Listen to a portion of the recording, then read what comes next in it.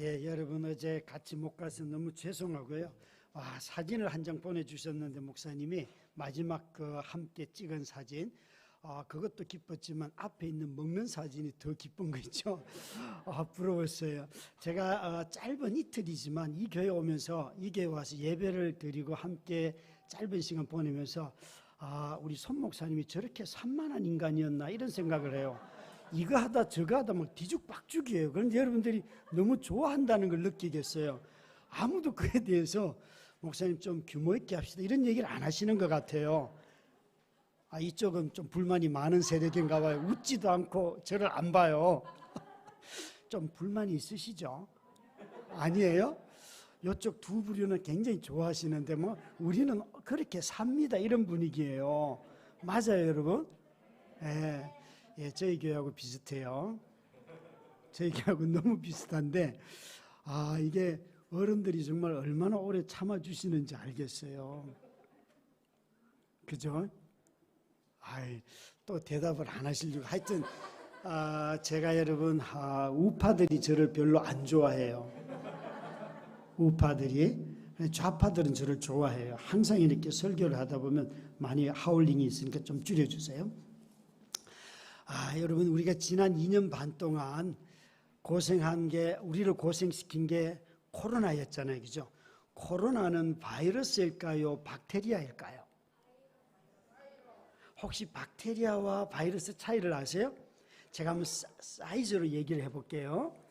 여러분 축구장이 보통 그래도 규격에 맞으려고 하면 국가대표들이 뛰는 축구장의 길이는 제일 길게 하면 90m에서 120m가 돼야 돼요. 한쪽 사이드 라인의 길이가.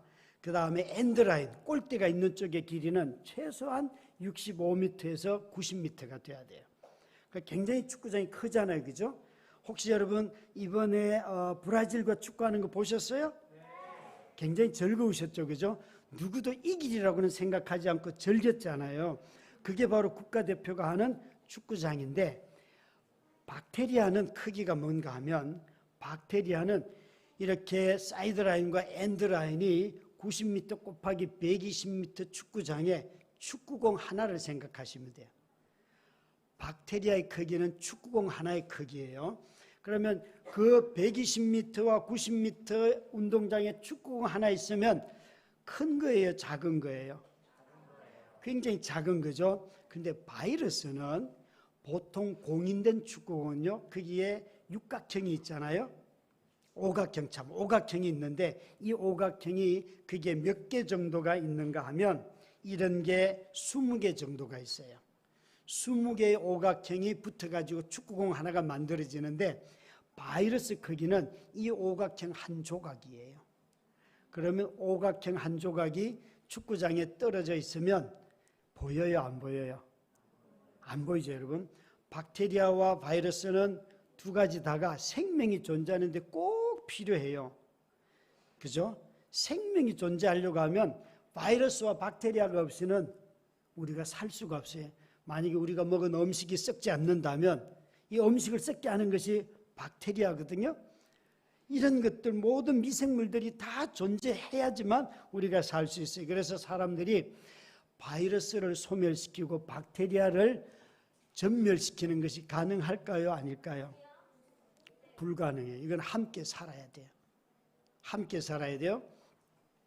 우리가 아무리 코로나 바이러스는 끝이 나도 사실은 끝이 난다는 것은 우리와 적절한 관계를 유지하며 산다는 뜻이지 박멸은 없어요. 바이러스가 사라지지는 않아요. 그래서 우리 모두가 다 생명이 존재하려고 하면 이런 미생물들이 다 있어야지만 생명이 존재하고, 그 생명이 안전하게 우리에게 그 역할들을 하려고 하면 무엇이 필요한가 하면 적절하게 서로 간에 거리도 둬야 하고 박테리아, 바이러스가 살 수 있는 환경을 만들어줘야지만 우리가 살 수 있어요. 이런 환경이 다시 오지 않아요. 이걸 성경의 언어로 한다면 공존한다. 여러분, 공존하려고 하면 그걸 성경의 언어로 말하면 사랑이에요, 사랑. 여러분 집안에서 서로 다 같아져 가지고 사는 게 아니잖아요. 그죠? 성격이 다르고 표현하는 방식이 다 달라도 서로 사랑하기 때문에 살잖아요. 이 사랑은 적절한 거리도 필요하고 서로 간의 간섭도 필요하고 서로 자신의 희생도 필요하고 또 누군가가 희생해야 되기도 해요. 여러분 한번 가만히 생각을 해봐요. 어제 그렇게 보니까 마지막에 천국을 맛보고 왔다 그러는데 천국을 맛본 데서 일어난 일들이 뭐예요? 먼저는 누가 음식 준비했어요? 너희들이 준비했니? 아니지. 그런데 먹기만 했지, 그지? 그래도 즐겁잖아요. 여러분, 분명히 누군가 준비한 사람이 있어요. 예수님이 천국을 나타낼 때 제일 많이 보여준 언어가 잔치집이에요. 잔치집. 잔치집에 먹는 음식. 그런데 예수님이 잔치를 베풀 때에 메뉴 가지고 한 번도 시비 건 적은 없어요. 여러분, 바리새인들이 예수님한테 시비 건 건 메뉴가 아니에요. 어떤 놈하고 먹는가? 이게 화가 나는 거예요. 아니, 예수님 같은 분이라면, 아니 우리 손 목사님 같은 분이라면 늘 권사님들, 집사님들, 그리고 좀 돈 있는 사람들하고 먹어야 될 것 같은데 맨날 먹는데 술집 여자하고 밥 먹고, 그러면 여러분 목사님 쫓아낼까요? 안 쫓아낼까요? 애들이 알고 있어요. 애들이 쫓아낸대요. 술집 여자하고는 밥 먹으면 안 되죠. 그죠? 그죠? 깡패하고는 밥 먹으면 안 되죠. 그죠? 예, 우리는 있잖아요. 예수님이 보여준 그림 언어가 그거예요. 예수님은 이상하게도 그 사회에서 버림받고 그 사회에서 도덕적으로 제일 문란하고 그 사회에서 늘 마을에서 욕먹는 사람하고만 밥을 먹어요. 몰라요. 왜 그랬을까요? 왜 그랬을까요? 여러분, 메뉴 가지고 한 번도 바리새인들은 시비 걸지 않았다는 거예요.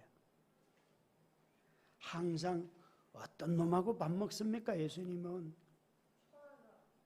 어떤 놈하고. 그것 때문에 예수님이 항상 비난을 들었어요.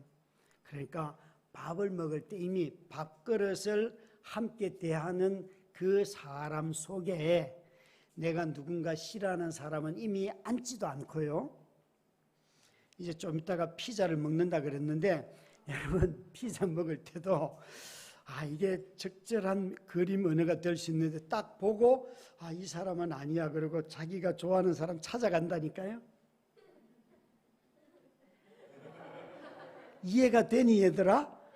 예, 그래서 벌써 우리는 먹는 것 가지고도 사람을 차별하고 있다는 것을 깨달으셔야 해요. 인간은 놀랍게도 누구에게 다 공평하지 않아요. 우린 이미 밥그릇 하나 가지고도 같이 먹을 사람, 같은 자리에 앉지 않을 사람이 구분이 돼요. 그러니까 우리는 참 사랑한다 그 얘기 참 많이 하는데 실제 삶의 모습을 보면 사랑이 아니에요. 제가 한 달 전에 경주에 가서 설교를 했는데 그 설교 메시지를 듣는 자리에 경주에 가시면 경주 법주가 있고 교동 법주가 있어요.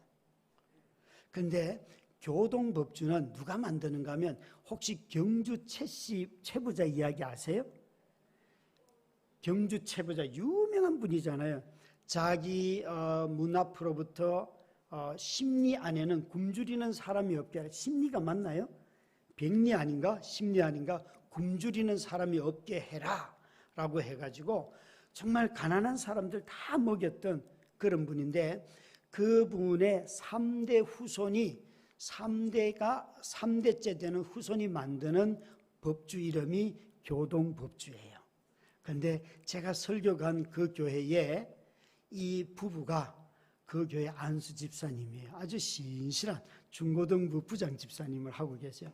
설교를 하다가 여러분 천국은 기쁨이고 그 기쁨을 예수님이 요한복음 2장에 보니까 가나의 혼인잔치에 없는 술을 만들어 가지고 2차를 만들어서 그렇게 천국의 기쁨을 표현했습니다.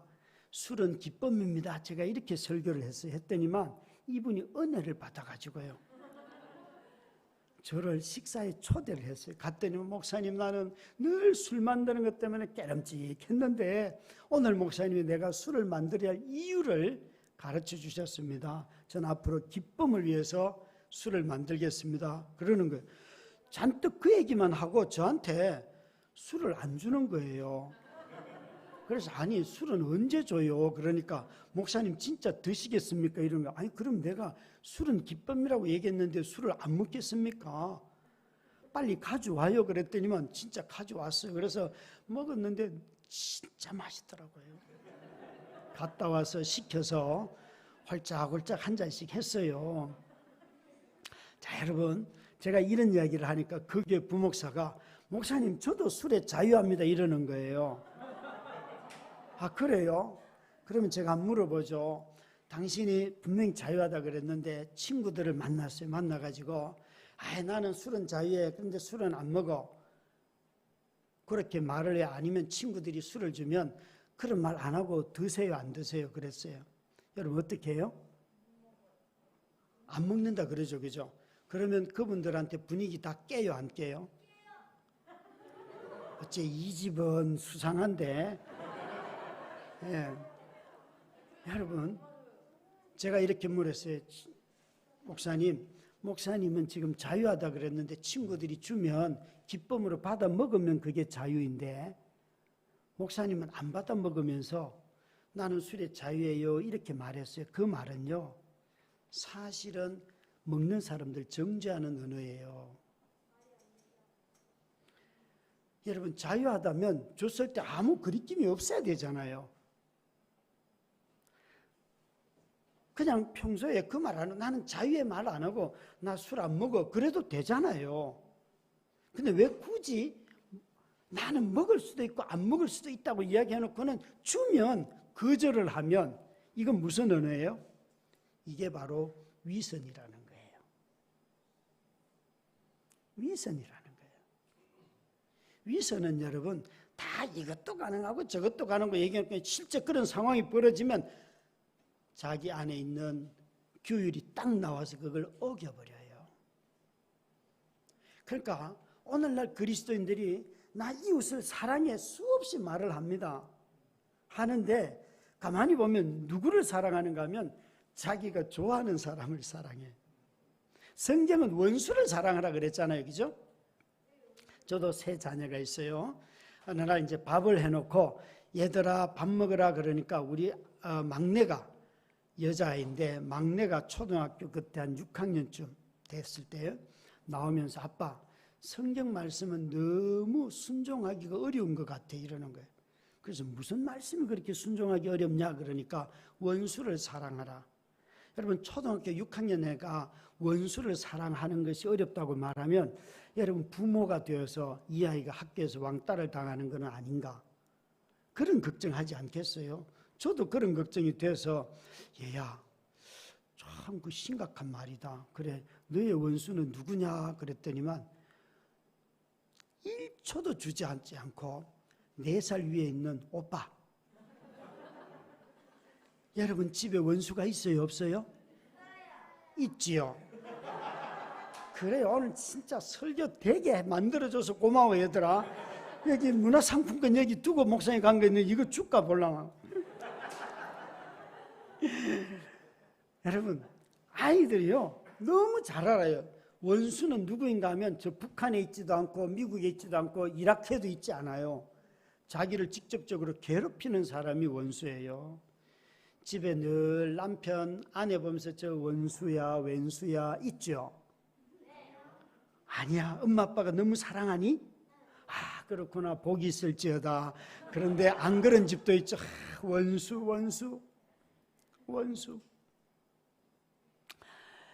여러분 성경에서 원수를 이야기할 때에 나에게 직접적으로 손해를 끼치는 사람들을 사랑하라. 이거 참 순종하기 어렵죠. 손해를 끼치는 것이 아니라 열심히 수고하고 애를 써도 사랑 못 받는 배우자들도 있어요. 혹시 우리 자매님들이 많으니까 한번 대답을 해봐요. 여러분들이 제일 많이 욕하는 사람이 누구인 것 같아요? 험담하고 뒷담하고 구역 예배 모여서 속으로 모이기만 하면 욕하는 대상이 딱 있어요. 우리 자매님들 누구의 험담을 제일 많이 해요? 안 하신다고요? 빨리 대답해요. 그래야 설교 나가요. 예, 여러분 자매들은요 놀랍도록요 자기 남편 욕을 제일 많이 합니다.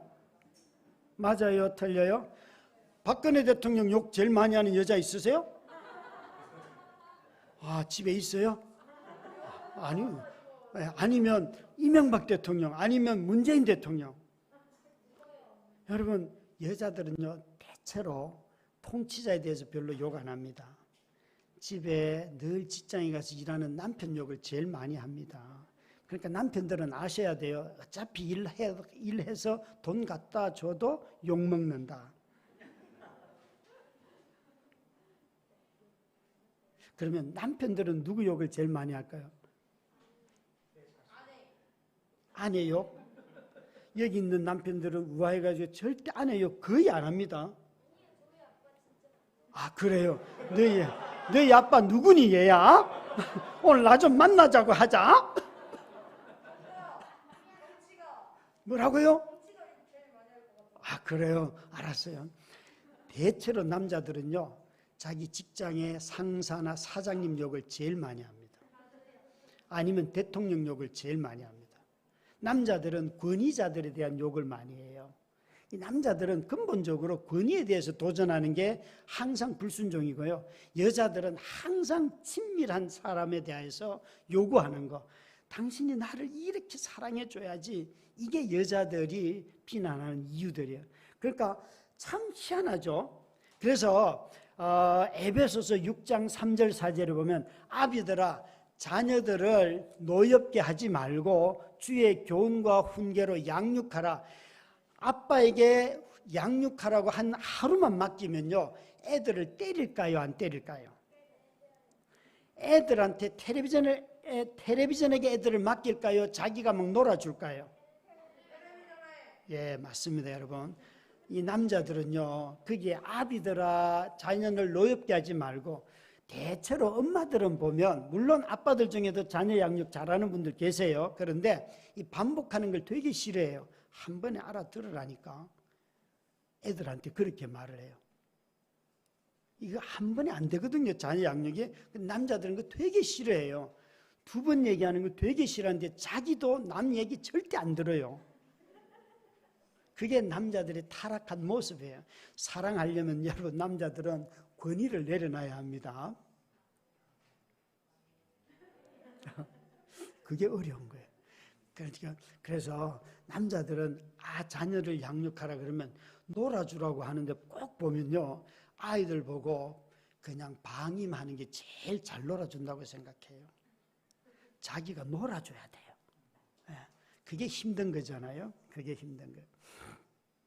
저도 이렇게 세 자녀를, 아내가 쓰러졌을 때가 첫 애가 9살 때예요. 9살, 5살, 1살. 그러니까 태어난 지 3일 뒤에 이제 아내가 쓰러진 건데요. 그러니까 식물인간이 되어서 가만히 누워있는 아내를 돌보면서 하는 게 되게 어렵잖아요. 그러니까 이 세 자녀가, 막내는 제가 키울 수 없어서 3년 정도 작은 집에서 양육을 해줬어요. 그리고 이제 3개월 될 때 집으로 데려왔는데 세 자녀를 기르면서 제일 화가 났던 게 뭔가 하면 집에 가면 정리를 하고 조금 있다 보면 또 정리를 해야 돼요. 여러분 아이 셋이면요 집은 항상 난장판이에요. 그죠? 난장판이에요. 그래서 어느 날 이제 애들 다 재우고 아내 다 재우고 난 뒤에 거실 청소하는데 너무 화가 나는 거예요. 내가 밤 11시가 되어서, 저는 얼굴은 좀 약간 감추리하지만 시골스럽지만 저는 생활은 되게 깨끗해요. 집에 들어가면 정리가 다 돼 있어야지만 잠자는 사람이에요. 그러니까 정리를 이렇게 하는데 화딱지가 나는 거예요. 거실을 이렇게 정리하다가 내가 이런 것들 뒷바라지 하려고 그러고 막 걸레와 밀대로 확 땅바닥에 확 던지면서 성질을 팍 냈어요. 제 자신에게. 그런데 갑자기 마음속에서 내면의 소리가 들리는데 하나님이 저한테 마치 이러는 것 같아요. 병년아, 나도 너 뒤치다거리 하느라고 힘들다. 갑자기 있잖아요. 속에서 욱하면서 제가 하도 성질을 내니까 이게 성격이 불같아가지고 감당이 안 되니까 하나님이 내면의 소리를 들려주시는데 나도 너 뒷바라지 하느라고 힘들다. 와, 하나님이 있잖아요. 힘들대요. 제 뒷바라지. 저도 좌충우돌이 되게 많아요. 저도 은혜 받으면요. 지난달은 침례교회에 사모님들 수련회 갔는데 400명 모여 있어요. 근데 다들 개척교회 목사님들이라는 거예요. 너무 설교를 했는데 은혜를 받아서 제가 여러분들에게 제가 도서로 선물 드리겠습니다. 400권. 거기서 400권 그냥 쌌어요. 와, 통이 좀 크죠? 네, 뭐라고요? 몰라도 돼, 얘야. 저도 이런 거 되게 익숙해요. 우리 아이들하고도 이렇게 했기 때문에 교회에서 제가 주일 오후에 한 건 뭔가 하면 애들요, 전부 다 집사님들 2명, 3명 데리고 오는 애들 있잖아요. 애들 놀아주는 거 저도 한 달에 한 번씩은 했어요. 그러니까 아이들이 너무 좋아하고 우리 아들이요, 최근에 청년부 리더를 하는데 저는 교회가 이런 데라는 것을 이번에 다시 경험했는데 우리 아들이 자기가 어릴 때부터 형 오빠들이 어떻게 놀아줬는지를 그 청년부 리더 모임에서 공동체 이야기를 하다가 사실은 엄마가 아팠는데 형들이, 삼촌들이, 이모들이, 고모들이 나를 이렇게 놀아줘서 내가 이렇게 자랐어요. 그러면서 그 얘기를 하는데 모든 리더들이 다 울은 거예요. 이게 그림에 어는 거예요. 그냥 이 아이를 제가 키운 게 아니에요. 하나님이 여기 있는 이런 공동체들을 통해 아이를 길러주신 거예요. 그러니까 아이가 그걸 깨달은 거예요. 그걸 깨닫고 나도 그래서 교회 학교 선생님을 합니다. 이 아이가 교회 학교 선생님을 하거든요. 언제부터 했는가? 중학교 때부터 했어요. 오후에 교회 학교 남아서 엄마 아빠들 소그룹 할 때 아이들 돌봐줄 사람이 없는데 이 아이가 자원해가지고요. 가서 애 2~3명 체격이 저보다 크고 그 아이는 키가 한 178이 돼요. 근데 아이에게 막 서너 명이 매달려 있고 발로 지그시 누르고 그러는데요. 그게 교회라는 것을 보여주는 거예요. 그런데 그 아이들이 다 여자아이들이 크고 이제 초등학생이 되고 그러니까 이제는 사춘기가 되니까 오빠 얼굴도 안 봐요, 애들이. 오빠 얼굴도, 오빠하고 결혼하겠다는 애들이 굉장히 딸내미들이 많았는데 이제는 애들이 다 사춘기 들어가니까 아무도 오빠 얼굴도 안 보고요. 그래요. 참 여러분, 사랑이라는 게 밥 먹고 놀고 함께 자라고 이런 것이 다 사랑이고 이런 일들이 놀랍게도 삶이 힘들고 어려울 때 전부를 책임져 주지는 않아도 그 순간을 넘어가게 함으로 말미암아 힘을 얻고 위로가 돼서 세상 사람들이 보면서 이런 교회가 있습니까? 이렇게 물어요. 이런 교회가. 한 여집사님이 청년이었어요. 저희 교회에 왔는데 이분이 보니까 아빠가 잠실주공 5단지 조합장 하다가 모든 삶을 다 잃어버리고 아파트 마지막 그것도 경매에 넘어가가지고 이제 살 근거지를 다 잃게 되는 그런 자매가 개척할 때 같이 했어요. 그래서 늘 울면서 같이 신앙생활을 했지요. 근데 어느 날 이 집이 경매에 넘어가서 살 집이 없으니까 제가 개척했던 5가정을 불렀어요. 저하고 6가정이 이제 불러서 저 자매 집이 우리 같이 개척 멤버인데 저 집이 다 경매로 넘어가고 이제 살 집이 없어. 월세 보증금이라도 우리가 만들어 줍시다. 헌금 좀 해봐요. 이거는 돌려받을 생각하지 말고. 그리고 헌금을 했는데요. 3천만 원이 나왔어요.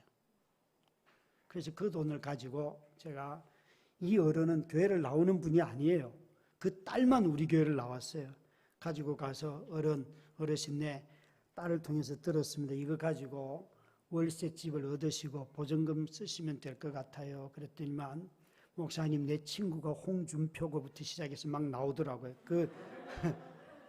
자기는 사업 잃고 난 뒤에 누구에게도 이 얘기를 못했다는 거예요. 그런데 아니 내가 믿지도 않는데 목사님은 어떻게 이 돈을 가지고 와서 나를 주냐는 거예요. 그래서 제가 이렇게 말했어요. 저도 설명이 안 되니까 그냥 일단 받으세요. 한 번 더 물으면 제가 가져갑니다. 여러분 그럴 때 또 막 하나님의 사랑이 이런 얘기 하면 안 돼요. 초치는 거잖아요. 그게 그죠?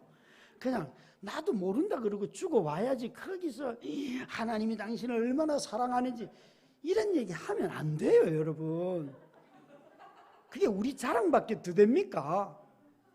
그래서 아유 저도 설명이 안 되니까 그냥 받으세요. 이분이요 집을 어디다 얻었는가 하면 교회 제일 가까이 재건축할 아파트에다 딱 얻어가지고 그 다음 날부터 새벽 기도를 온 가족이 나오는 거예요.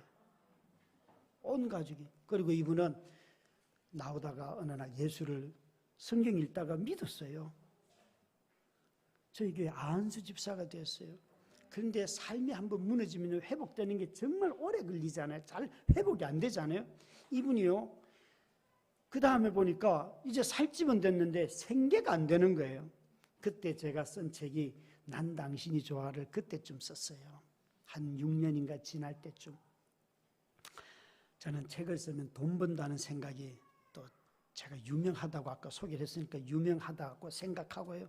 돈 벌 수 있을 거라고 생각하고 확신이 들어서 이분한테 집사님 무슨 일을 하면 가족을 먹여 살릴 수 있겠어요? 물으니까 자기가 이런 택배 배달들을 하면 먹여 살릴 수 있다는 거예요. 그래서 0.5톤 라보 그 트럭이 필요하다는 거예요.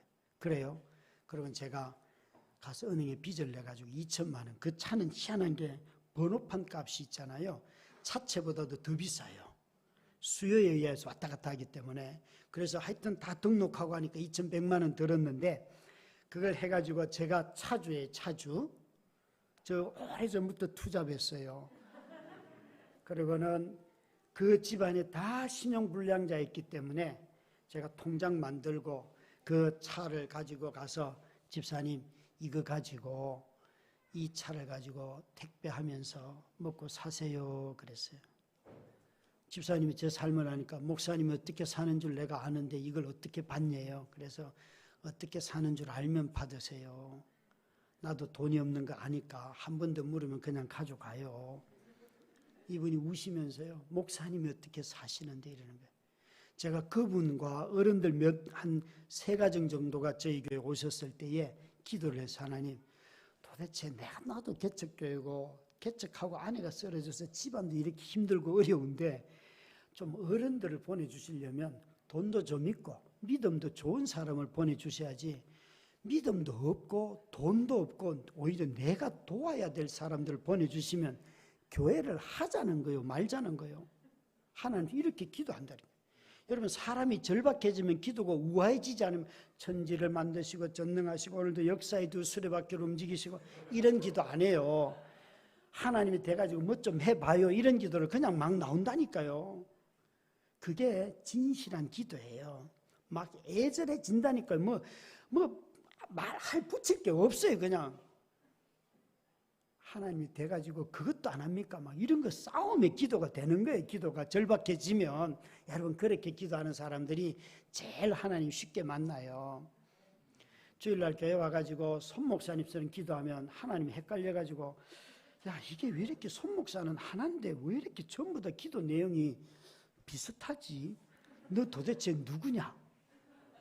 여러분 자기 언어로 자기 말로 기도하는 걸 하나님이 제일 잘 들으십니다. 그래서 저는 이렇게도 기도해봐서 하나님 그렇게 일하시니까 쪽팔려 죽겠어요. 하나님한테 하나님 쪽팔립니다. 예수 믿는 게 얼마나 쪽팔리는 줄 아세요? 그죠? 여러분 예수 믿는 게 누구한테 자랑할 만한 일이에요? 아니 기도해도 들어주지도 않아. 아니 아내 일으켜 달라고 얼마나 기도 많이 했다고요. 안 일으켜 주셔. 그런데 달라고 하지도 않는데 돈은 자꾸 주셔. 이게 뭐가 잘못 들으시는 거죠?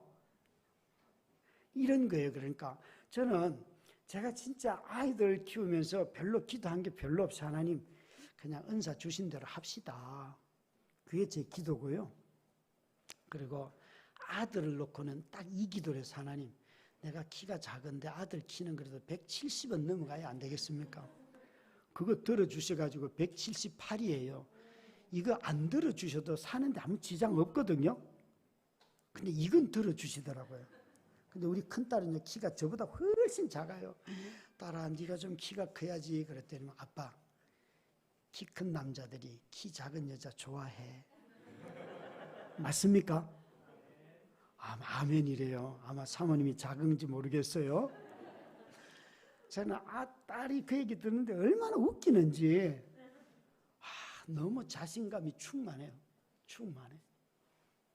여러분, 참 사랑한다는 것이, 교회는 사랑이라는 단어가 먹고 사는데 그리스도의 사랑, 그리스도께서 죽기까지 우리를 사랑했다고 했잖아요. 자, 여기에 집에 고양이 키우는 사람, 우리 고양이 번쩍 들어봐요. 번쩍. 다 가족들 다 들으세요. 자, 개 키우는 사람, 강아지 키우는 사람, 생각보다 적네요. 이 교회는 혹시 손 목사님이 이 두 부류를 싫어하십니까? 공개적으로 막 그런 은사를 하십니까? 나는 이미 짐승하고 살고 있기 때문에 짐승을 키우고 싶지는 않다. 저도 우리 집에 짐승이 3마리나 있어요. 그 3마리는 자식이에요. 자식. 1, 2, 3. 정말 야생이 충만한, 아시죠 여러분? 여러분 강아지나 고양이를 요즘 사람들이 너무너무 좋아하고 사랑하고 키우잖아요. 그죠? 거의 뭐 침대에 같이 들어오잖아요. 제가 물어볼게요. 여러분 지금 집에 키우는 강아지 고양이를 생각하면서 대답해봐요. 난 강아지 고양이를 너무 사랑하기 때문에 그 강아지 고양이를 위해서 죽을 수 있는 사람. 빨리 손을 들어봐요. 강아지와 고양이를 위해 죽을 수 있는 사람. 아이들도 없니? 아무도 없니? 강아지가 없어요. 엄마 아빠가 싫어하니? 엄마가 털없는 강아지. 있을까 없을까? 좋아요. 참 아이들은 너무너무 좋아해요. 그죠? 근데 여러분 보세요. 아무리 사랑해도 그 미물을 위해서, 그 짐승을 위해서 죽을 마음은 없으시죠? 아니면 죽을 마음이 있는데 숨기는 분들이 계실지 몰라요. 요즘은 전부 다 우리 애가 그러면 주위에 들어야 돼. 이게 진짜 애인지 이게 짐승인지 헷갈리잖아요. 그 구분 잘 하셔야 돼요. 우리는 자기가 사랑하는 걸 위해서 죽음으로 죽어줄 사람이 없어요. 예수님이 이런 말씀을 자주 하세요. 요한복음 보면 나는 선한 목자라. 목자가 양을 위해서 죽어요. 양이 목자를 위해서 죽어요. 여러분 어떻게 목자가 짐승을 위해 죽습니까? 그림 은으라고 해도 있을 수 없는 일이죠. 그죠? 오히려 양이 죽어야죠. 우리의 배고프니까. 양고기 얼마나 맛있습니까? 원래는 돼지고기 했죠. 내년에는 양고기가 나올 줄 믿습니다. 왜 아멘을 안 하세요? 제가 양고기라도 나오면 같이 할까 했는데 양고기를 안 줘서 안 갑니다. 참 여러분, 사람들은 짐승을 위해 죽는 주의는 없어요. 그런데 예수님은 우리에게 나는 짐승을 위해서도 죽는 목자처럼 나는 너희들을 위해서 죽는다 그랬어요. 하나님이 사람을 위해 죽는 것은 기독교밖에 없어요.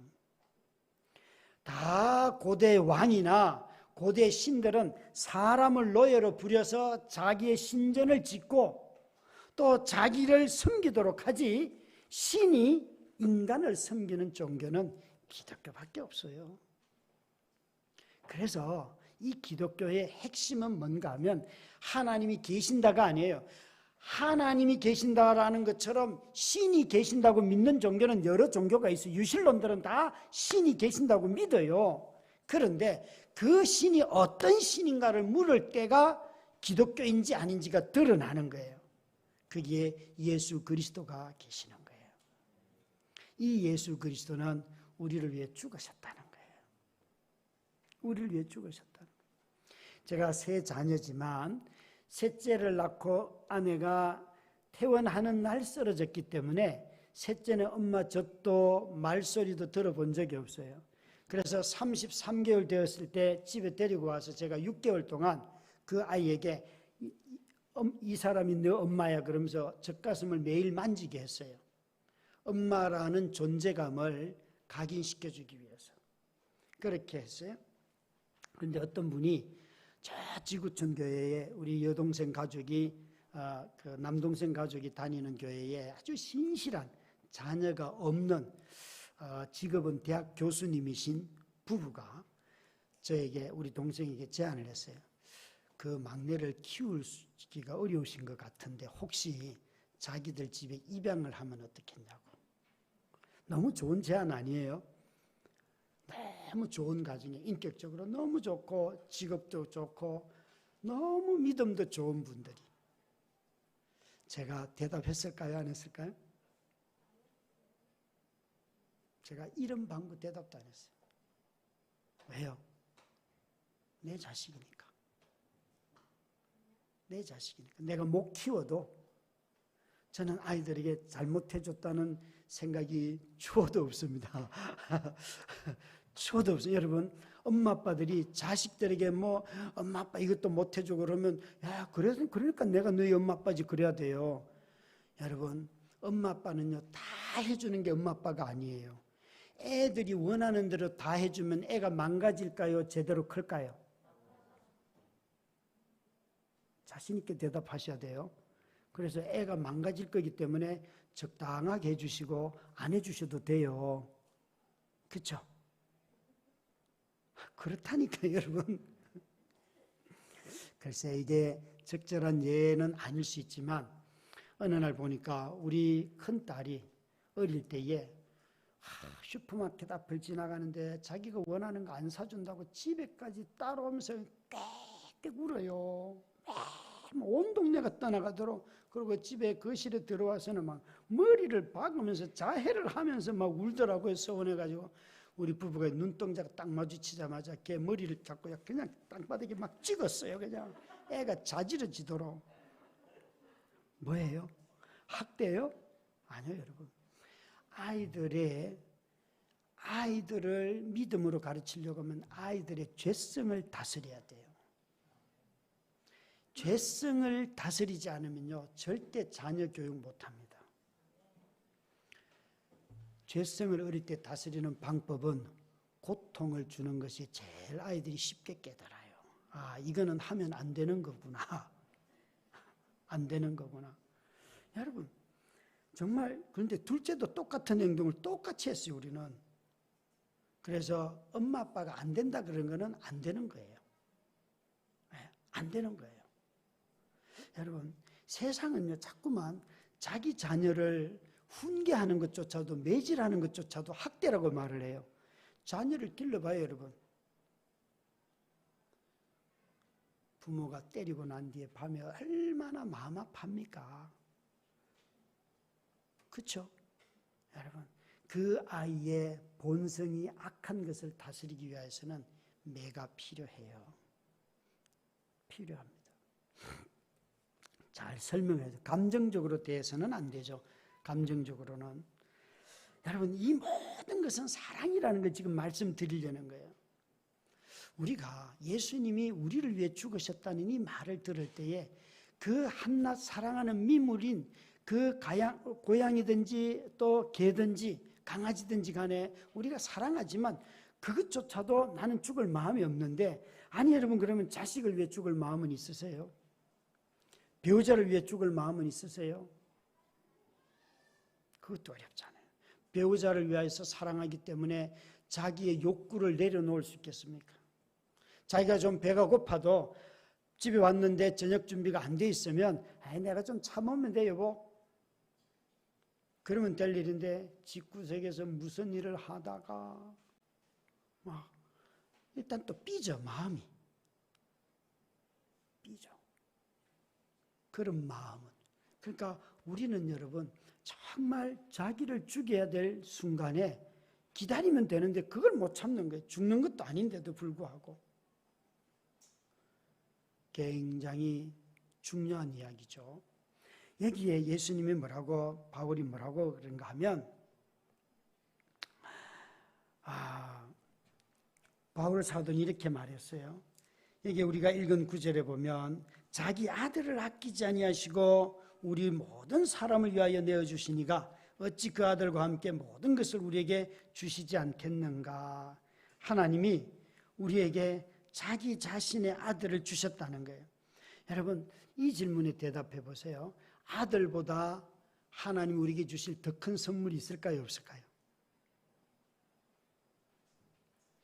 제 아내가 일어나면 저는 아들보다도 더 큰 선물을 받는 겁니까? 만약 제 아내가 안 일어나면 저는 하나님으로부터 어떤 선물도 못 받은 비참한 사람이 되는 겁니까? 아니지요, 여러분. 제 아내가 일어나든 안 일어나든 저는 하나님이 주실 수 있는 최고의 선물을 받았지요. 그게 십자가에 죽으신 자기 아들이잖아요.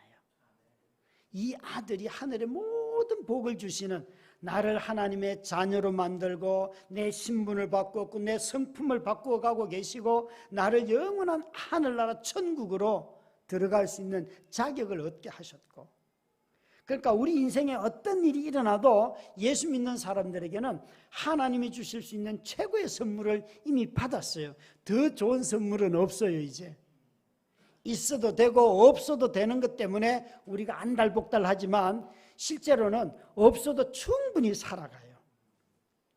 아이들이 제게 용돈을 달라고 어느 날 얘기를 했어요. 그래서 제가 그러니까 현금이 없더라고요. 그런데 애들이 아빠가 돼가지고 돈도 없어 이런 식으로 얘기를 해요. 저한테 굉장히 화딱지 나죠, 그죠? 그런 얘기 들으면. 그래서 제가 이렇게 물었어요. 얘들아, 너희들의 진짜 아빠는 누구냐? 여기 있는 우리 아이들도 대답해봐. 너희들의 진짜 아빠는 누구냐? 이렇게 물으면 여러분은 뭐라고 대답할래요? 주일학교 아이들 대답해봐. 아빠. 그치? 대답을 해봐. 너희들의 진짜 아빠는 누구이니? 맨날 주기도문도 하고 하잖아. 하늘에 계신 우리 아버지, 그 아빠가 있잖아. 그 아빠. 하나님 맞아요. 그래서 제가 우리 아이들이 하나님이요 이러는 거예요. 그래서 제가 그러면 용돈은 누구한테 달라 그래야 되냐?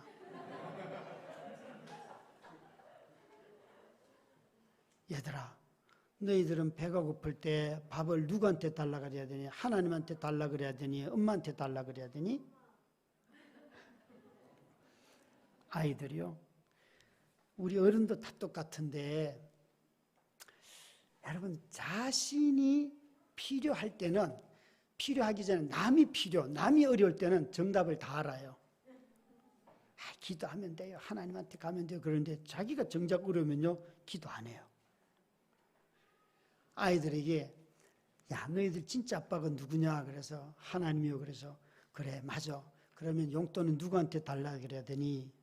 애들이 뭐라고 말해요? 아빠.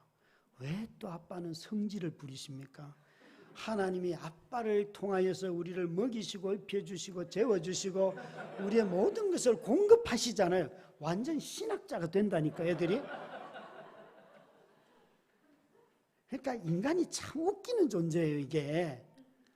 여러분, 모든 인간은요 먹여주는 존재에게, 짐승이든 인간이든 다 먹여주는 존재에게 절합니다. 그래서 하나님은 창조주라고 말하는 거예요. 하나님 우리를 먹여주신다. 어제도 말씀드렸지만 창조주라는 말은 안 믿는 사람도 다 먹여준다는 거예요. 여러분, 다시 말하지만 기도했기 때문에 먹고 사는 게 아니고 우리 기도 안 해도 먹고 사는데 아무 지장 없어요.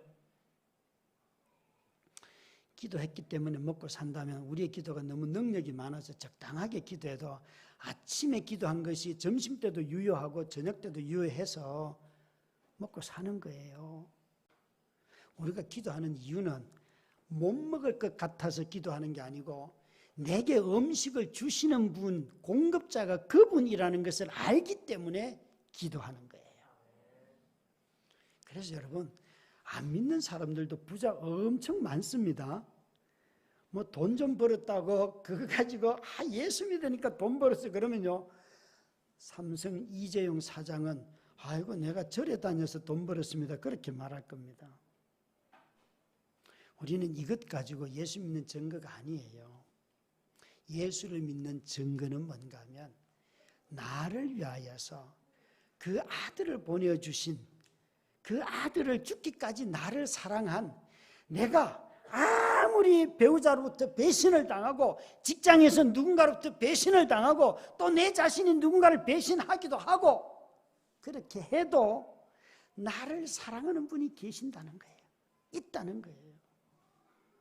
여러분, 이 세상이 아무리 세상이 악한 것 같아도 하나님의 인자심과 성실하심이 끊어지지 않기 때문에 오늘도 우리는 아름다운 자연을 보고 있고 선한 사람들을 만나고 좀 우리가 육체 노동을 하면서 힘들긴 해도 먹고 살아가고 있잖아요. 그죠? 하나님이 우리를 돌봐주시기 때문에. 여러분, 팀 켈러 목사님이 쓰신 일과 영성이라는 책을 꼭 여러분들 한번 읽어보시길 바라요.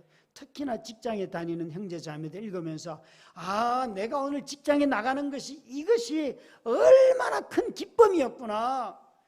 내가 목구멍이 포도청이라서 내가 먹고 살기 위해서 일하는구나. 이건 세상의 이야기고 하나님의 사람들은 월요일날 직장 갈 때 너무 기쁘다는 거 아니에요? 기쁘다는 거 아니에요? 일하러 가세. 그리고 돌아올 때 또 집에 가면서 나 쉬러 간다. 이게 아니잖아요. 집에 또 일하러 가야 되잖아요. 그죠? 집에 여러분 쉬러 가는 분들은 반드시 집에 가면 싸웁니다. 집에 일하러 가는 사람은 안 싸웁니다. 아멘입니다. 아멘. 진짜라니까요. 저도요, 집에 쉬러 들어가면 걸려요. 싸우게 돼 있고요. 짜증이 나요. 집에 정말 안 도와줘요. 우리 아이들이 다 컸잖아요. 첫째가 딸인데 고등학교 3학년 열심히 참았어요. 네가 대학만 가면 나를 도와줄 것이라고 확신하고, 그리고 대학에 갔어요. 너무 기뻤어요. 이제 나의 지원자가, 구원자가 한 명 있구나. 그러고 너무 기뻤는데 한 달 내내 얼굴을 본 적이 없어요. 얘가 미대인데 그 팀별 과제가 많아가지고 집에 오지를 않는 거예요. 그리고 어느 날은 그 신입생 환영회 갔다 오더니만 막 변기통을 껴안고 있잖아요. 밤새 그냥 새벽에도 갔다 와도 껴안고 있고 뭐 나오지를 않아요. 그냥.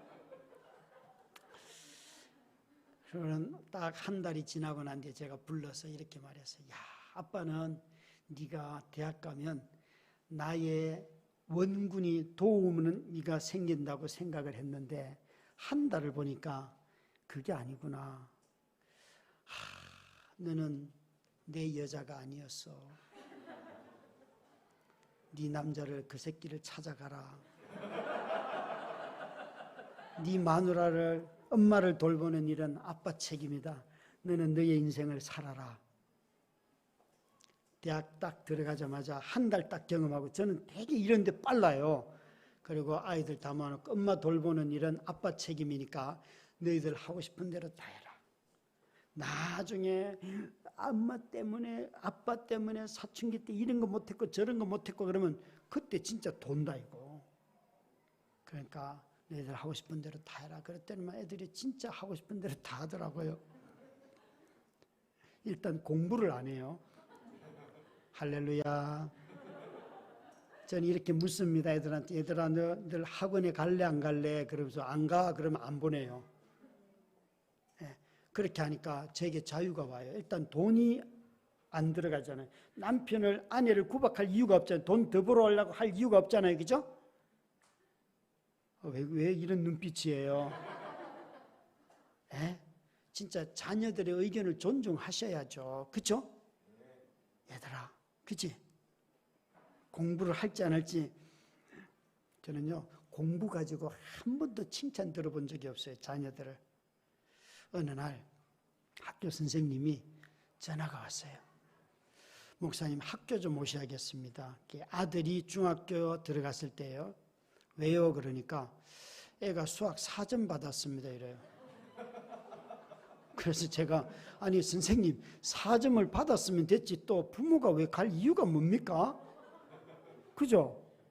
그랬더니만 목사님 그게 아니고 우리 아들하고 어떤 초등학교 때 친구들 3명하고 4명이서 이번 수학 시험은 풀지 않고 찍기로 하자. 도원 결의를 맺고 들어가서 우리 아들만 찍고 나오고 나머지는 풀고 나온 거예요. 아, 찍어서 4점이라도 받았으면 선생님이 칭찬해 줘야 되잖아요. 그래서 선생님한테 선생님 무슨 일인지 알아들어서 그래요. 선생님 그러면 벌칙이 뭐예요? 그러니까 뭐 화장실 청소 어쩌고저쩌고 한달 어쩌고 막 해야겠어요. 다 시키셔도 안 가도 됩니다. 그냥 무언 벌이든지 다 시키세요. 그리고 학교를 안 갔어요. 그리고 이제 애가 집으로 와요. 그래서 야 오늘 수학 4점 받았다며. 그러니까 친구들이 나를 배신했어. 얘는 지금 시험을 친 거예요? 우정을 테스트한 거예요? 여러분 아이들의 말을 잘 들으셔야 돼요. 엄마들. 이놈의 새끼야 뭐 4점 니네 아빠가 나가서 돈을 어쩌고 저쩌고 땅을 파봐라 이런 얘기 하면 안 돼요. 애 4점 받았다고 화내는 분들 계시죠? 그죠? 네. 제가 굉장히 인격적인 아빠예요. 야 4점 받았다며. 그러니까 친구들이 나를 배신했어 이러는 거예요. 그래서 웃으면서 야야 시험지 가지고 우정 테스트는 하지 마라 이랬더니만 사춘기 애들이 말을 얼마나 잘합니까? 아빠 수학 4점 받는다고 인생이 변하는 거 있어요? 여러분 이럴 때는 굉장한 분노가 일어나는 거예요. 인생 변합니까? 안 변합니까? 네, 아무 영향력 없어요. 수학 좋아하는 사람만 100점 맞으시고 피아노 싫어하는 딸을요 개척교회 목사라고 해요. 나는 네가 반드시 반주자가 돼야 돼 그러면서 앞집에 피아노 학원 선생님이에요. 그래서 그분 집에 매일 보내가지고 7년을 가르쳤어요. 매달 10만 원씩 7년 동안. 그런데 애는요 아무 관심이 없어요. 7년 동안. 여러분 가만히 사랑을 하려고 하면 먼저 사랑은요 자기 자신이 희생당하는 거예요. 자기 자신을 찌르게 되어 있어요. 자기를. 그래서 예수님이 우리를 사랑할 때 우리에게 먼저 요구한 게 아니잖아요. 자신이 먼저 죽음을 당하는 거예요. 이 사랑이 제일 큰 거예요. 김형석 교수님이 100년을 살아보니 거기 보면 자녀 교육에 대해서 한 말씀 하실 때 이 얘기 하시잖아요. 자녀들이 실수하고 실패하고 어긋날 모든 기회를 다 줘야 됩니다. 그 선택하는 것을 통해서 아이들이 자신감을 얻습니다.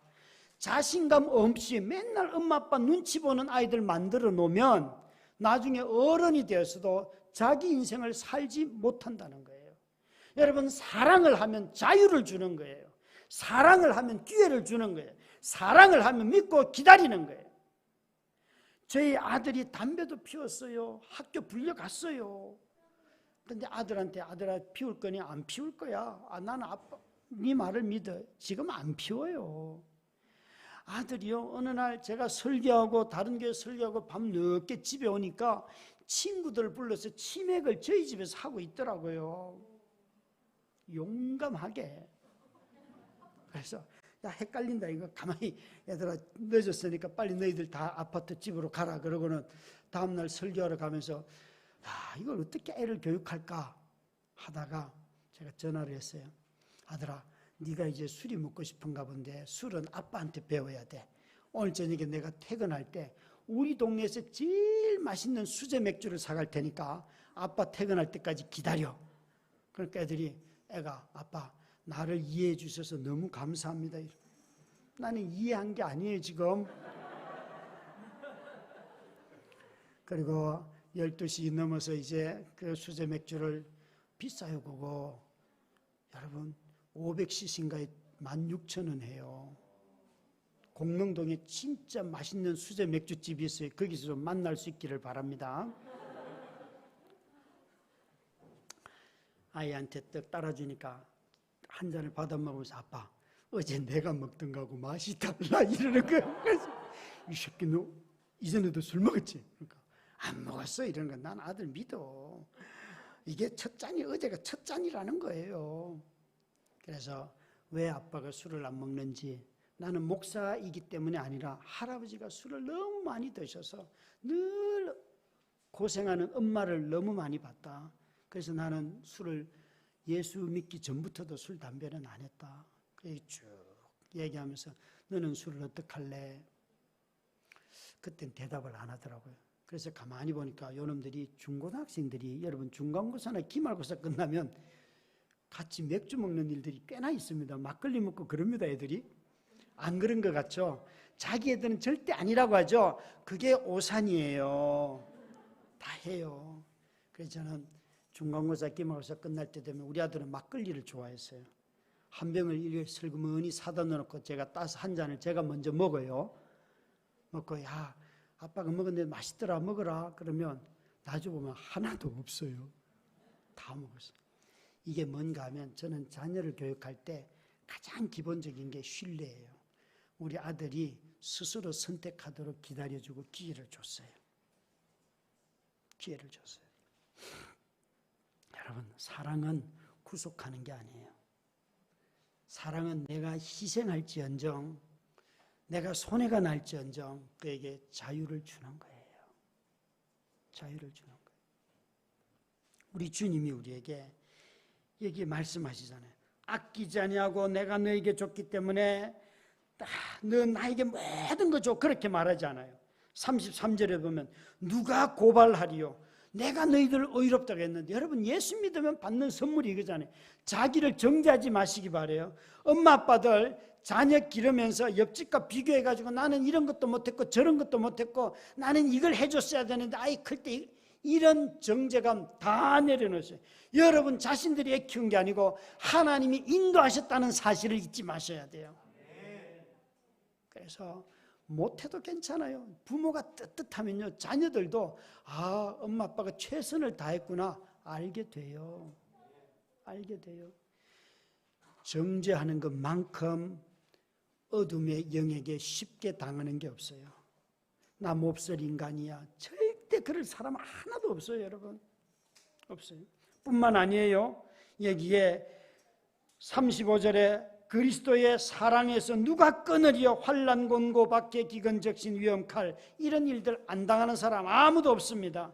그러나 우리에게는 우리를 사랑해 주신 분의 넉넉한 사랑이 있기 때문에 이긴다는 거예요. 다 잘 된다는 게 아니에요. 다 잘 된다는 게 아니에요. 저는 여러분들이 아파트 평수로부터 자유하기를 바랍니다. 그냥 지금 살고 있는 집을 최선을 다해서 그 속에서 화목함을 이루고 이게 돈이 얼마나 올라가는가 그것 좀 관심 갖지 말고 이미 집을 얻었으니까 정말 화목하게 즐겁게 이 집이 끝이다 생각하면서 좀 자기 인생을 좀 사세요. 여기 얼마 오르는데 저쪽이 얼마 오르는데 이렇게 하면 돈을 얼마를 벌고 그러면서 자기 인생을 다 돈 버는데 다 써버리면 아이들하고 놀지도 못해요. 아이들은 생각보다 일찍 독립합니다. 여러분 인생에 허비해야 될 것이 있는데 가족들에게 자기를 주는 것을 허비하시면 나중에 큰 어려움을 안 겪을 수 있어요. 그런데 반대로 하는 분들이 너무 많아요. 이걸 못 믿어서 그래요. 이런 모든 환난 곤고 기근이 찾아와도 하나님의 사랑 안에서 우리가 살 수 있다는 거. 살 수 있다는 거. 저는요. 제가 교회에서 받는 사례 가지고는 아픈 아내를 간병하면서 살지 못해요. 이 아내에게 지난달까지만 해도 들어가는 돈이 매달 100만 원은 기본으로 들어가요. 제가 사례가 얼마냐고요? 제 17년 섬기고 한 300명 넘는 교회 담임이에요. 제 사례 토탈 다 해도 400만 원이 안 돼요. 그런데 중소기업에 10년, 20년 다녔는데도 400만 원 못 받는 성도들 꽤나 많습니다. 꽤나 많습니다. 피눈물 납니다, 여러분. 저도 저희 큰딸 대학 갈 때 교회에다가 말씀드렸잖아요. 예, 우리도 믿음으로 사는 거지 그거 다 채워져서 사는 게 아니에요. 성도를 사랑하기 때문에 성도들이 아프면 힘들잖아요, 담임 목사가. 왜 그 마음을 정말 말은 쉬워요. 서로 사랑하라. 그런데 굶주리는 사람들에게 먹을 것을 줘야 하잖아요. 제게도 저를 배신하고 떠났던 사역자가 있었어요. 그런데 그 사역자의 아내는 저희 교회를 계속 출석을 했어요. 우리 교회는 그런 것이 가능한 교회예요. 그런데 어느 날 나눔팀에서 그 가정이 너무 어려우니까 우리 매달 하는 구제 헌금을 30만 원을 한 가정당 30만 원씩 드렸거든요. 그 가정을 하자고 이렇게 안이 재직회를 통해서 당회로 올라왔어요. 제가요, 당회하다가 속에서 나를 배신한 새끼를 왜 줘? 기쁘지가 않은 거예요. 그런데 장로님들이 줍시다 결정을 하는 거예요. 마지 못해서 합시다 그랬어요. 그리고 6개월이 지나고 1년이 지나고 형제가 와서 저한테 용서를 구하고 2년 뒤에 다시 우리 교회 사역자로 왔어요. 다시 왔는데 얼마나 그 사이에 변화가 많은지 있잖아요. 놀랍게 사람이 변해 있는 거예요. 그래서 제가 떠난 지 1년 뒤에 1년 지나고 나서 용서를 저한테 구하고 난 뒤에 제가 다시 만났어요. 만나서 1년 동안 매주 월요일마다 이 친구를 만나가지고 교제하면서 사역에 뭐가 힘들었는지 같이 나누고 내가 잘못한 것 저도 용서를 구하고 그랬더니만 이 친구가요 완전히 새로운 사역자가 되어 있는 거예요. 여러분, 우리가 교회가 정말 어떤 어려움이 찾아와도 함께 나누다 보면 힘을 얻어서 살아가잖아요. 70세가 된 어른이 그 부부가 저희 교회를 성남에서 오시는데 이분은 한솔재지 있잖아요. 그게 부장까지 했던 아주 분인데 독립자회사를 차려서 하다가 다 망했어요. 다 망하고 아무것도 없고 성남의 그 언덕 위에서 지하에 사시는데 신방 가면 참 눈물 나요. 눈물 나요. 근데 최근에 묵상을 하고 이렇게 저한테 보냈어요. 목사님, 늘 자살을 생각하고 죽음이 제게 가까이 있습니다. 그리고 정말 자식들의 신용까지도 다 아빠로 인해서 불량하도록 만들어 놓은 것을 보고 자식들의 생애까지도 내가 막았구나 생각하면 정말 너무 살기가 어렵습니다. 그런데 목사님이 집사님하고 전화 한 통화 주시면 살 힘이 생깁니다. 그래요. 이분이 70살이 다 됐어요. 70살이 다 됐어요. 사모님이 남의 집에 가서 일 돌봐주면서 오전 일하고 오후 일하고 이렇게 하면서 밤 11시가 돼야지 집에 와요. 그런데도 부부가요 얼마나 사랑하는 줄 아세요? 얼마나 사랑하는지.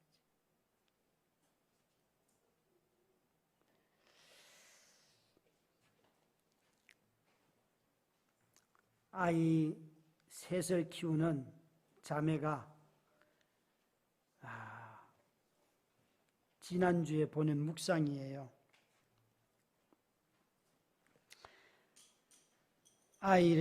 아이들에게 무언가를 먹이고 입히고 재우고 돌보는 일은 여전히 과중하다. 오전 10시에 시작한 묵상을 오후 2시가 다 되도록 붙들고 있다. 자꾸 나를 호출하는 아이들에게 화가 난다.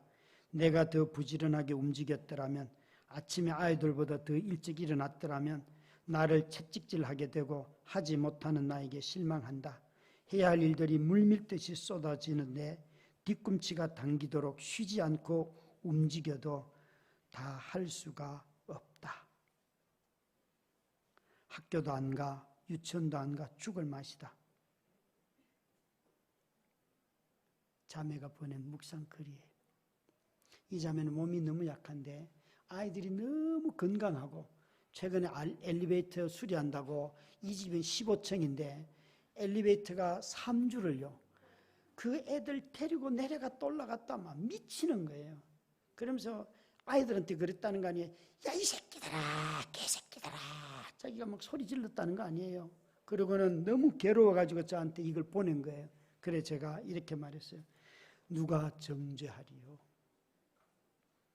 너 정죄하지 마. 애 잘 키우고 있는 거야. 목사님 내가 애들 죽인다고 했는데 잘 키우는 거야. 잘한 거야. 너 안 죽였잖아. 말만 했을 뿐이잖아. 진짜는 죽여. 던져버려. 그죠? 여러분 제가 이렇게 같이 위로하고 울고 난 뒤에 누구야? 아이들이 나중에 왔을 때 용서를 구하면 돼. 엄마가 너무 힘들어서 너희들에게 이런 못된 말을 했는데 용서해다오. 애들은요, 엄마가 벌써 들어오는 순간 다 용서가 되잖아요. 그렇죠?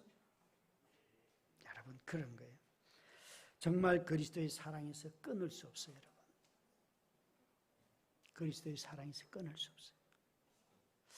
저는 제 고통을 통하여서 어디에 이르렀는가 하면 제 삶이 다 회복된 게 아니고 제 성품이 더 좋아진 것도 아니고 나를 용서해 주시고 나를 사랑하시는 그분의 사랑 앞에 내가 그동안 지켰던 도덕적인 게 다 깨지더라고요. 도덕적인 게. 여러분 요한복음 8장에 보면 간음하다 잡힌 여인 이야기가 있잖아요. 어느 날 설교 준비하려고 그 본문을 읽는데 성령님이 저에게 이러는 거예요. 병년아 너 용서받았어 이러는 거예요. 그 말이 무슨 말인가 하면 아내가 아프니까요. 수많은 여자가 내 마음속에 들어왔다 나갔다 하고요. 또 저는요. 인생을 그만두려고 했어요. 왠가 하면 아내가 뇌경색으로 쓰러진 건 2005년도 일이지만 2008년도에 제가 전기 찜질기를 올려줬는데 그게 불량품이라서 불이 나가지고 다리를 다 태웠어요. 그래서 다리를 잃었어요. 사실은. 그러니까 뇌경색으로 쓰러진 아내보다도 간병을 잘못하다가 쓰러진 그 다리를 잃은 아내를 볼 때마다 밤에 간병하면서 한쪽 다리가 뭉툭하고 한쪽은 90도가 꺾어져서 이 상태로 심줄이 다 끊어졌기 때문에 이렇게 되어 있는 그 아내를 간병하면서 얼마나 울었는 줄 아세요? 이 뭉툭한 다리를 보면서 여보 나보다 하루 일찍 죽으면 돼. 내가 그때까지 돌볼게. 그러면서 늘 죄책감을 느끼고 용서가 안 되는 거예요. 그러다가 저도 막 욕구가 생겨서 부부관계를 못 가고 그러면 짜증이 나고 이러면 막 괴롭고 그런데 또 가서 아내를 보면 미안하고 막 이런 게 뒤죽박죽이었다고요. 근데 하나님이 저보고 너 용서받았다 이러는 거예요. 그래서 제가 손을 탁 들고 당신은 나를 용서했는지 몰라도 나는 나를 용서 못해. 왜 내가 그 밤에 이 아내를 데리고 교회 가서 어느 수련회 강사 섭외에 응해서 청년대학생 5,000명 모이는데 강사를 가겠다고 하고는 작정 기도를 시작했는데 아내와 함께 40일 작정을 하고는 휠체어 태우고 아내를 데리고 가서 본당에 간이 침대에 뉘우고 새벽같이 기도하고 새벽에 다시 집에 데려오고 이런 일들을 33일째 하고 이제 일주일 뒤면 수련회 가서 설교하는 날이 오는 거예요. 그런데 33일째 되는 그 일주일 남겨둔 그때에 이 사고가 난 거예요. 저는요 정말 내 자신을 용서할 수가 없었어요. 약한 자를 약한 방식으로 대하지 않고 건강한 강한 자의 방식으로 대하는 것, 이것이 폭력이잖아요. 그런 저를 후회하면서 정죄하면서 얼마나 그때부터 내 마음에 정죄와 유혹에 시달렸는지 몰라요. 그런데 주님이 병년아 너 용서받았다 이러는 거예요. 그런데 제가 당신은 나를 용서했는지 몰라도 나는 나를 용서 못해요. 왜 내가 그 밤에 아내를 데리고 교회에 갔습니까? 그러고 막 울고 있는데 병년아 너희 중에 죄 없는 자가 돌로 치라. 그러니까 자기 양심이 살아나서 자기 죄를 다 깨닫고 돌아간 용서받지 못한 이런 바리새인이 될래? 아니면 현장에서 가늠하다 잡혀와서 도망도 가지 못하고 엎드려서 고발 대상이 되었고 이제는 사람도 없는데 주님과 둘이만 누워있는, 엎드려 있는 용서받은 이 여자가 될래? 주님이 저기 이렇게 물었어요. 저는 그때까지요, 설교하러 올라올 때 그래도 내가 좀 살았으니까, 못된 짓 한 건 아니니까, 설교하고 또 준비했으니까 이런 소위 나는 자격이 된다고 수없이 생각했어요. 집사님들이 직장에서 계약을 하다가 그 접대하기 위해서 룸사롱을 가고 그런 일들이 있잖아요. 그 와서 막 그런 얘기하면, 아, 집사님 그런 거 안 해야지. 그런 걸 어떻게 해? 그리스도인이 돼가지고. 예전에는 그렇게 책망을 했어요. 그런데 내가 이 과정을 다 겪으면서 인간 안에 있는 이 어마어마한 죄들을 보면서, 아, 나라고 하는 존재는 존재적으로 언제나 깨져 있는 존재였구나. 나는 도덕적으로는 지켰을지 몰라도 내 속에는 그보다 더 많은 죄악들이 있구나 하는 것이 팍 깨지고 나니까요,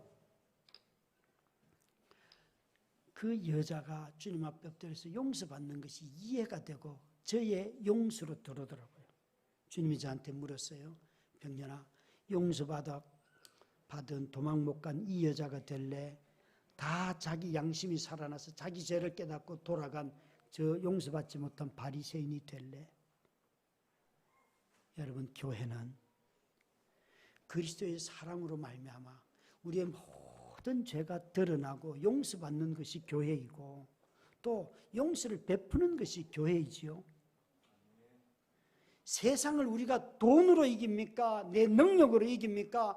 숫자로 이깁니까? 아닙니다. 교회가 세상을 이기는 것은 주님이 우리에게 자기를 주기까지 하신 이 그리스도의 사랑만이 세상을 이깁니다. 그래서 주님이 믿음이 세상을 이긴다 했습니다. 이 믿음은 우리의 성공을 말하는 것이 아닙니다. 자기를 내어주신 이 사랑이 이긴다는 것이지요. 여러분, 따스한 교회가, 이 다산의 따스한 교회가 정말 이곳에서 다시 나를 미워하는 사람도 사랑하고, 나와 기질이 다른 사람도 사랑하고, 또 나에게 손해를 끼친 사람도 사랑하고, 그 사랑이 깊어질 때에 하나님의 교회로 우뚝 서고 여러분들에게 새로운 사람들이 찾아올 것입니다. 여러분, 혹시 오래된 영화인데 파이란이라고 영화 혹시 아시죠? 파이란. 아마 아시는 분들이 계실 거예요. 그 중국에서 온 한 여자가 깡패를 사랑하는 이야기잖아요. 그죠? 정말 이 여자는 진심으로 깡패를 사랑했잖아요. 진심으로. 그러면서 마지막에 묻는 질문이 이거잖아요. 이 여자가 깡패에게 내가 당신을 사랑해도 되겠습니까? 그 질문을 하잖아요. 한국에 체류하기 위해서 이 강제라고 하는 이름을 가진 인물과 위장 결혼을 하는데, 이 강제는 항상 뒷돈만 챙기면서 이 결혼한 여자를 돌보지 않아요. 그런데 이 강제가 파이란이 아내 이름이 아내가 죽었어요. 죽은 파이란이라고 하는 아내가 남긴 편지를 읽게 돼요. 근데 그 편지를 읽으면서 오열하잖아요. 당신을 좋아하게 되었습니다. 당신을 만나면 묻고 싶은 말이 있습니다. 강제 씨, 당신을 사랑해도 되나요? 한 번도 깡패인 자기가 사랑해 준 적이 없는 여자로부터 사랑의 고백을 듣고는 이 깡패가 그 조문 장례식장에서 대성통곡하는 것 아닙니까? 어쩌면 하나님이 오늘도 이렇게 우리에게 파이란처럼 그 언어로 우리에게 오고 있는지 모르겠어요. 매일 우리에게 주시면서도, 얘야 누구야? 내가 오늘도 내가 너 사랑해도 되겠니? 내가 너 사랑해도 되겠니? 주님이 오늘도 물어보십니다. 여러분 다 자기의 언어로 그분께 고백하시기를 주의 이름으로 축원합니다. 우리 함께 찬양할까요? 내게 허락한 시련을 통해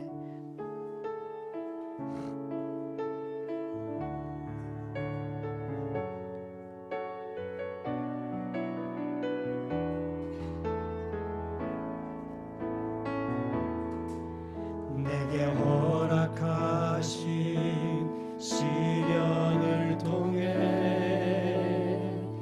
나의 믿음 더욱 강하게 자라나고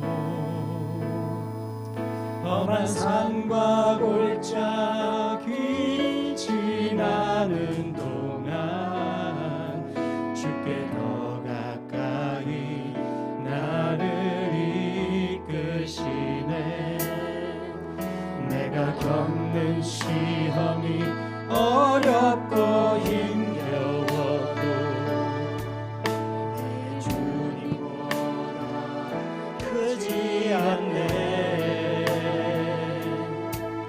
내 앞에 바다가 갈라지지 않으면 주가 나로 바다 위 걷게 하리. 나는 믿네. 주의 능력으로 내 삶 새롭게 되리. 나는 믿네. 주의 능력으로 담대히 나가리라. 주와 함께 싸워 승리하리라. 날마다 믿음으로 나 살아가리. 나는 믿네. 나는 믿네. 주의 능력으로 내 삶 새롭게 되리. 나는 믿네. 주의 능력으로 담대히 나가리라. 주와 함께 싸워 승리하리라. 날마다 믿음으로 나 다시 한번 살아가리. 나는 믿네. 나는 믿네. 주의 능력으로 내 삶 새롭게 되리. 나는 믿네. 주의 능력으로 담대히 나가리라. 주와 함께 싸워 승리하리라. 날마다 믿음으로 나 살아가리.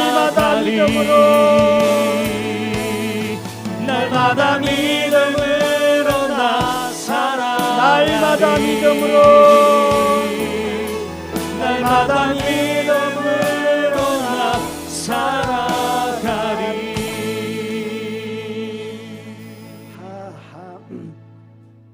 여러분, 주께서 우리를 위하여 죽으신 이 사랑 때문에 저와 여러분이 사랑할 수 있습니다.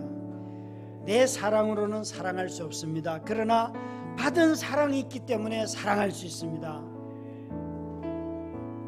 내 죄 절대 못 죽입니다. 여러분, 아무리 똑똑해도 자기 죄 못 죽입니다. 그런데 내 죄를 위하여 죽으신 그분이 계시기 때문에 나는 죄를 죽일 수가 있습니다. 자기 부인 압니다. 여러분, 성화하기 위해서는, 거룩하기 위해서는 내가 나를 부인해야 돼. 그런데 여러분, 절대 내 의지 가지고 안 됩니다. 그렇게 돈 벌어오는 배우자를 위해서, 그렇게 학교 갔다 돌아오는 자녀들 위해서 내가 사랑해야지 마음먹어도 돌아오는 그 시간 사이에 어떤 변화가 있어서 마음이 탁 토라지면 절대 못합니다. 나를 못 죽입니다. 그런데 성령께서, 성령 안에 주님과 연합하면 나를 죽일 수 있습니다. 우리 이 시간 주님, 내가 주님과 더욱더 연합하게 하여 주시옵소서. 나의 도덕, 나의 의지, 나의 감정 내려놓고 주님과 연합하여 예수 그리스도에서 받은 사랑이 충만히 내 안에 거하고 그 사랑으로 나를 사랑하고 가족을 사랑하게 하옵소서. 한번 주여 외치고 기도하며 목사님 나오겠습니다. 주여!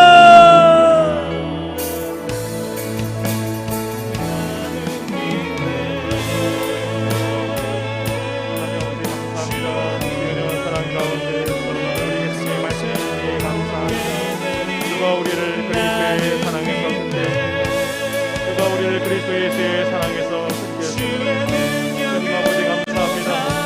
사랑하는 자녀여, 사랑하는 딸아, 내가 주의 사랑 받았다. 나도 너를 정죄하자는 말씀하신 주의 사랑 가운데 우리가 있습니다. 주님 아버지 양심적으로 깨닫고 돌이키니 바리새인 되는 것이 아니라 주님 내가 하나님 앞에 죄인인데 용서받은 아버지 하나님